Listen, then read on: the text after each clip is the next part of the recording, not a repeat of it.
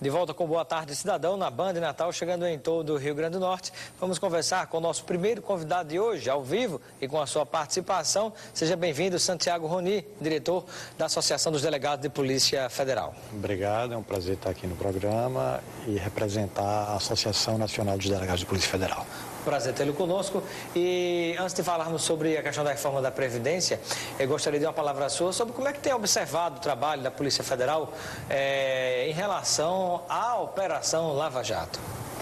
Bem, a Operação Lava Jato é uma operação muito bem sucedida, que já tem 3 anos e tem desvendado o que é considerado o maior esquema de corrupção do mundo, não só do Brasil, mas de todo o planeta.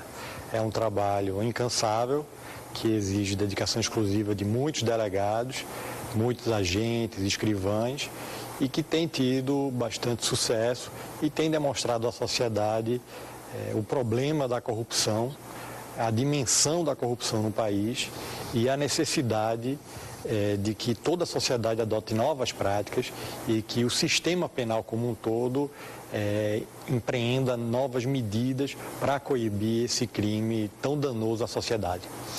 Outra pergunta que eu lhe faço é: você seria dos que fazem a avaliação de que o Supremo Tribunal Federal tem tomado decisões, inclusive de soltura de alguns dos investigados, o que pode prejudicar o desempenho da Operação Lava Jato, como também algumas incursões que vêm do Senado, vêm da Câmara e às vezes são respaldadas pelo próprio Supremo Tribunal Federal? Veja, a medida cautelar de prisão, ela tem o seu fundamento não para convencer o preso, o investigado, o processado a ingressar na chamada colaboração premiada, também chamada de delação. O objetivo da prisão cautelar é de impedir que novos crimes sejam cometidos, por exemplo, ou coibir que o investigado ou processado empreenda a fuga. Então, nesse sentido, a gente não pode estabelecer uma correlação entre a soltura dos presos e prejuízo à investigação, a não ser que se diga que aquela pessoa que foi solta está a destruir provas, está a intimidar testemunhas. No momento, não há nenhum indicativo de que isso tenha acontecido. Não quer dizer que não esteja acontecendo, mas hoje não há provas nesse sentido. Bom, e falando um pouquinho sobre a reforma da Previdência, de que maneira ela poderá afetar, se for aprovada como está, aos policiais e delegados de Polícia Federal? Bem, é uma reforma que é ruim para todos, para trabalhadores da iniciativa privada, para servidores públicos, para homens e mulheres, para quem trabalha na zona urbana como na rural. No que se refere especificamente aos policiais, as mudanças foram enormes. Inicialmente, o governo propôs que a aposentadoria se desse a partir dos 65 anos de idade, o que é um disparate. Imagine o Brasil, que tem quase 60 mil mortes violentas por ano, homicídios, latrocínios. E imagine uma polícia que enfrenta essa criminalidade, uma polícia sexagenária, a enfrentar bandidos com fuzis na mão. Recentemente, há 2 semanas, houve um episódio extremamente violento no Paraguai. Foram criminosos brasileiros que cometeram crime, fizeram um assalto a uma empresa de segurança privada, levaram milhões e milhões de dólares, e esse enfrentamento quem fez foi a Polícia Federal. Foi na fronteira do país e 3 criminosos vieram a óbito. Como se quer imaginar uma polícia eficiente que combata o crime com uma idade maior? Porque a gente sabe que depois dos 50 anos, dos 55, você tem condições físicas diferentes. E os criminosos em geral, a maioria, 80% dos criminosos que estão no sistema carcerário, eles têm entre 20 e 23 anos. Então, serão senhores versus jovens. E o governo mudou de ideia, reduziu essa idade mínima para 55 anos. O que, na verdade, continua sendo negativo, por 2 motivos. Primeiro, porque na maioria dos países, e aí a gente fala de países desenvolvidos, que tem taxa de criminalidade próxima a 0, não tem idade mínima. Estados Unidos, por exemplo, se você entrar no site da Polícia de Nova York, você vai ver que não tem idade mínima para se aposentar. A Noruega que tem a maior idade mínima, e é um lugar que tem 1 ou 2 homicídios por ano no país todo, tem a idade mínima de 57 anos. Não é a realidade brasileira. Então, esse primeiro motivo, a gente é contra a idade mínima e, pior, o governo igualou homens e mulheres ao fixar a idade mínima. E por que que é um problema? Porque a gente sabe que as mulheres, infelizmente, têm uma dupla jornada. As mulheres, elas têm o trabalho de cuidar das crianças, cuidar dos filhos, os afazeres domésticos. É algo que está em modificação, mas é um processo. Então a gente não pode igualar. O governo cedeu em relação aos trabalhadores gerais, estabelecendo idades mínimas diferenciadas entre homens e mulheres, mas no que se refere à aposentadoria do policial, não. Fixou em 55 anos para homens e mulheres.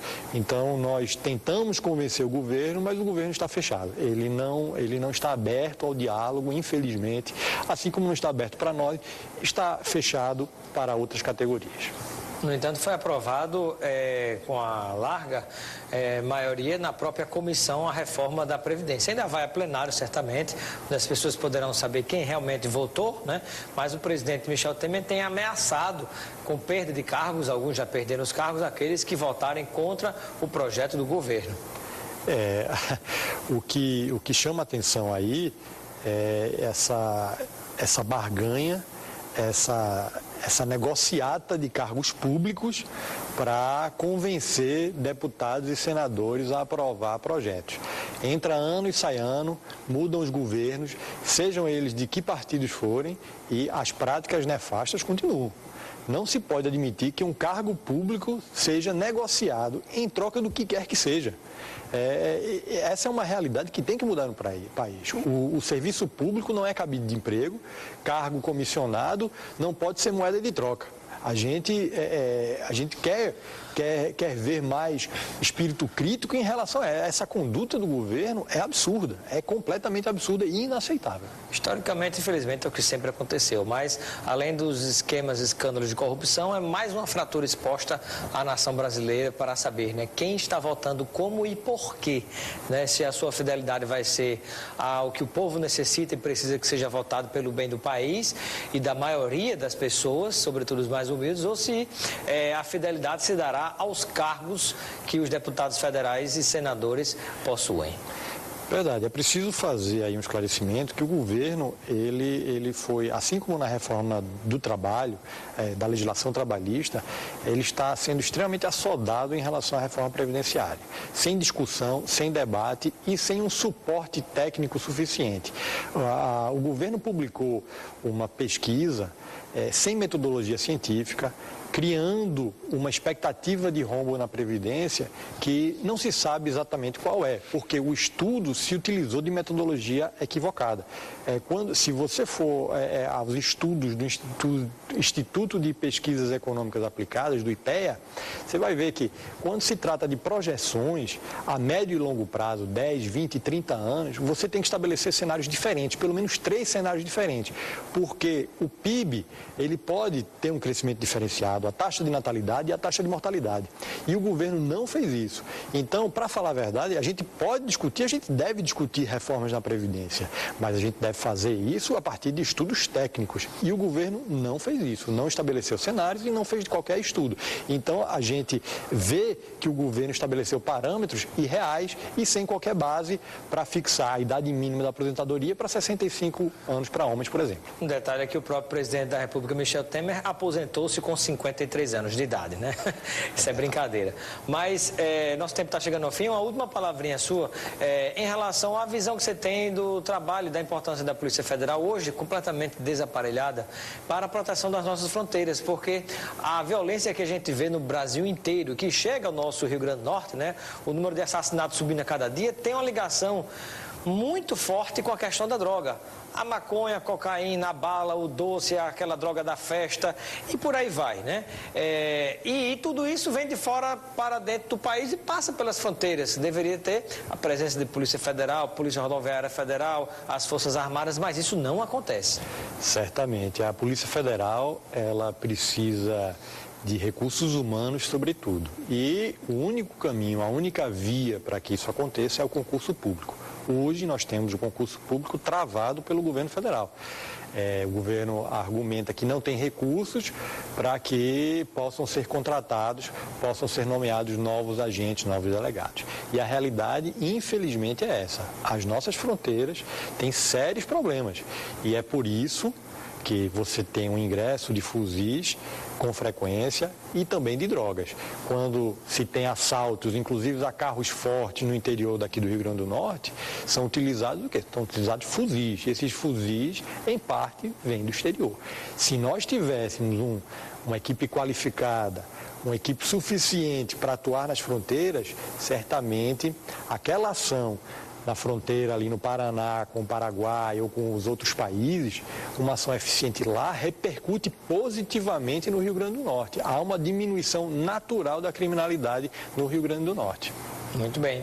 Muito obrigado pela sua presença no Boa Tarde, Cidadão. O primeiro convidado de hoje do nosso programa, né, o diretor o Santiago Roni, que é diretor da Associação dos Delegados de Polícia Federal. Obrigado. E daqui a pouco, depois do intervalo, vamos conversar com Giovanni Magnus, que é vice-presidente da Junta Comercial do Estado do Rio Grande do Norte. Daqui a pouquinho a gente volta.